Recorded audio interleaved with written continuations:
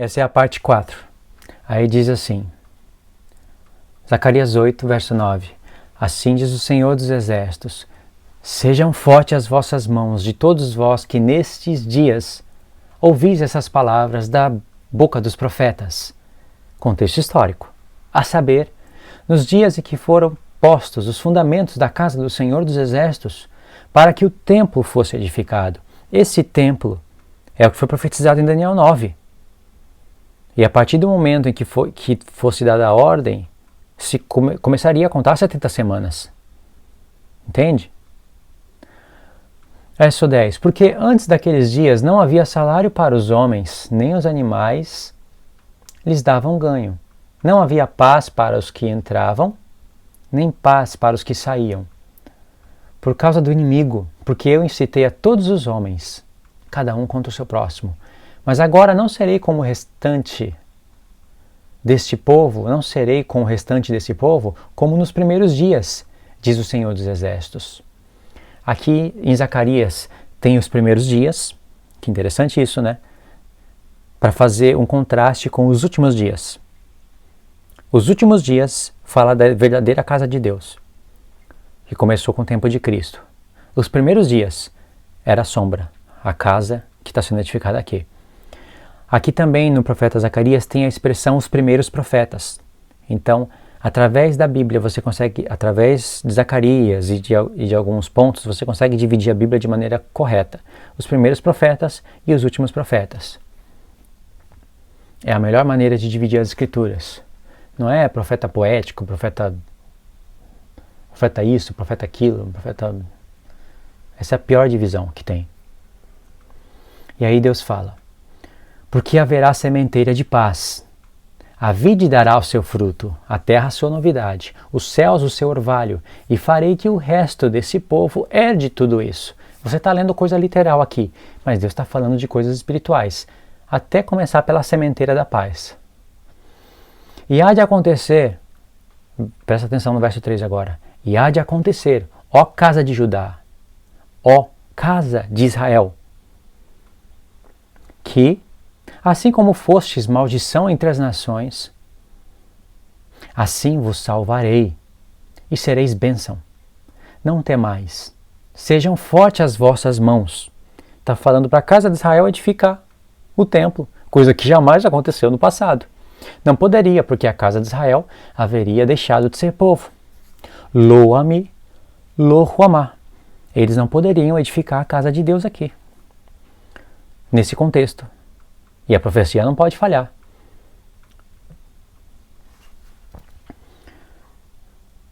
E aí, já expliquei o que eu tinha que explicar. Deus está falando para as duas casas de Israel se esforçarem as mãos. Eles que ouviram as palavras dos profetas, quando o fundamento da casa de Deus foi posto, é Cristo no futuro. Agora, eles que ouviram as palavras dos profetas, Paulo ensinando para a igreja, vamos nos esforçar e edificar a casa de Deus. Lá em Efésios 2 ele fala, nós estamos sendo edificados para a morada de Deus em espírito. E esse edifício ele está tirando daqui. Casa de Israel é casa de Judá, Paulo sabia quem era, por isso que ele está falando com gentios lá no futuro. E ele não fala lá os de longe e os de perto? Zacarias capítulo 6, para resumir, é a profecia para animar o sumo sacerdote Josué e Yehoshua, o nome do Filho de Deus, chamado de sumo sacerdote. Para animar ele, falou as profecias, falou que ele é o renovo, etc. e tal. Aqui já conecta outras coisas com Cristo. E no verso 15 diz, aqueles que estão longe virão e ajudarão no edificar do templo do Senhor. E aí vem uma coisa aqui brilhante, que eu vou deixar encomendado para outros vídeos. E sabereis que o Senhor dos Exércitos me enviou a vós outros. Não era Zacarias que estava preocupado com isso. Zacarias foi aceito pelo povo. Zacarias foi um dos últimos profetas e um dos únicos que o povo aceitou e não repreendeu ele em nada. Olha eu aqui, acabei de acordar, irmãos. Eu estou editando o vídeo, então eu achei melhor fazer um comentário aqui no meu próprio vídeo. Talvez isso seja uma boa ideia, não sei o que vocês acham, vocês podem falar aí. Acabei de acordar, então não liga aqui pro visual não, né? Não fiz barba e tal, e meu rosto brilhando aqui sei que muitas pessoas vão falar que é frescura, mas é óleo de coco. Eu passo toda noite antes de dormir. E isso é um dos segredos de beleza, que as pessoas perguntam aí. O que você faz no rosto, Luiz? Não faço nada, tá cheio de mancha. Mancha por causa do celular, né? Mas isso aqui é óleo de coco, só pra vocês não se assustarem com a ideia. Tem coisas que eu errei, e às vezes eu posso consertar aqui na hora da edição mesmo. Já coloco isso daqui no vídeo, entendeu? Acho legal. Eu acho que vai ser legal. Não tem essa parte de Zacarias que diz: e vós sabereis que o Senhor me enviou a vós? Isso aparece umas 4 vezes no livro do profeta Zacarias, e os contextos são incríveis. Agora, como eu disse no vídeo e não frisei, o profeta frisa isso, e a preocupação dele em nenhum momento é mostrar, provar para o povo que ele realmente tinha sido enviado. Porque Deus abriu as portas, logo no capítulo 1, para o povo crer na profecia. Não dá para detalhar isso agora, mas Deus abriu as portas. E o povo sabia que Zacarias era um profeta enviado do Senhor. Você pode ler Jeremias, Isaías, Ezequiel, que sempre o povo está querendo matar os profetas. Está, de alguma maneira, perseguindo, contradizendo. Jeremias, então, foi até jogado num poço para calar a boca dele. Mas não é assim com Zacarias, não é assim com Ageu. Ageu não fala isso, mas Zacarias fala: e sabereis vós que o Senhor tem me enviado. Quando vocês vê que o Espírito de... Isso tem em Zacarias 7. O Espírito de Cristo estava em Zacarias, então era Cristo que falava isso por Zacarias. Um dia isso vai cair na mente dos judeus e eles vão chorar muito por isso. Deus vai derramar espírito de súplicas nele, está lá no final de Zacarias. E eles vão chorar como quem chora por um filho unigênito. E isso já pode ser mostrado para eles através de profecias agora, nesse momento. Mas você tem que fazer um ajuntamento, sabe, de várias profecias para eles caírem em si. Eu pretendo trabalhar com isso. Então, eles vão ver. É notório que o profeta Zacarias não foi reprovado por ninguém. Todos receberam ele como profeta.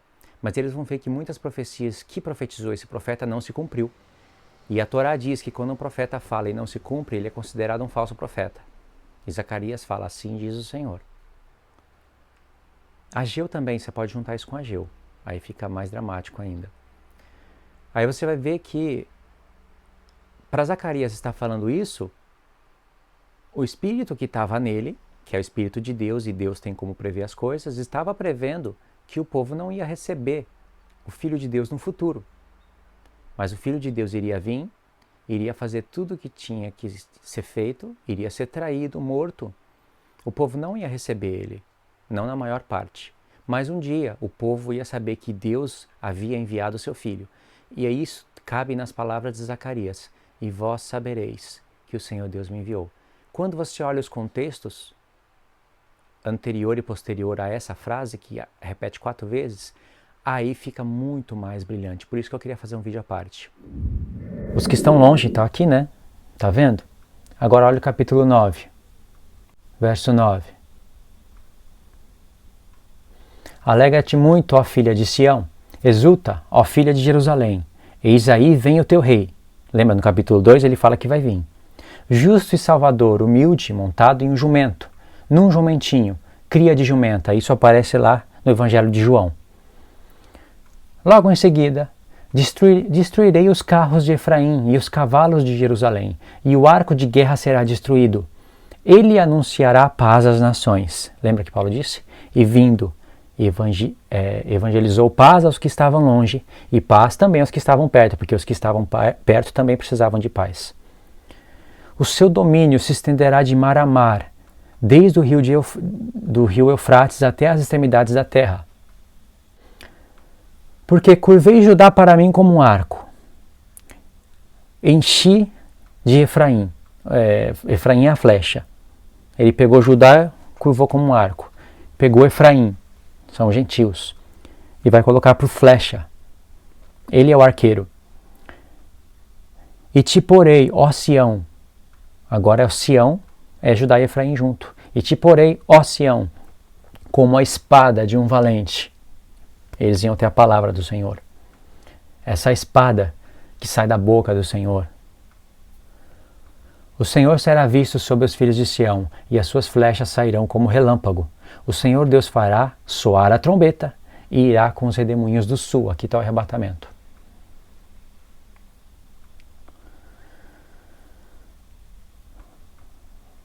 Aí vai falar de Efraim e Judá, vai continuar falando de Efraim e Judá. E vai continuar falando coisas tremendas aqui. Agora nós pegamos as referências. Vamos juntar o quadro. Oséias 6. Lá tem Efraim e Judá, nos deu vida, nos ressuscitou. Oséias 6. Está em Efésios capítulo 2. Ele está falando que judeus e gentios alcançaram a ressurreição em Jesus ao terceiro dia. Logo depois, ele tem uma preocupação de falar: portanto, gentios, se lembrem que vocês eram acusados disso e disso, como eu já expliquei.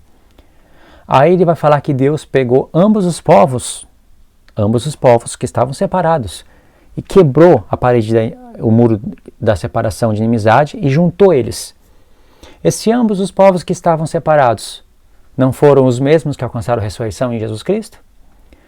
Os que alcançaram a ressurreição em Jesus Cristo, lá no livro de Oséias capítulo 6, são as duas casas de Israel, Efraim e Judá. O reino de Cristo, de Deus, que havia se separado. Entendeu? Aí ele fala: ele veio e evangelizou paz aos que estavam longe e paz aos que estavam perto. Zacarias 8. Zacarias 6, Zacarias 8, Zacarias 9. Ele virá e evangelizará a paz às nações.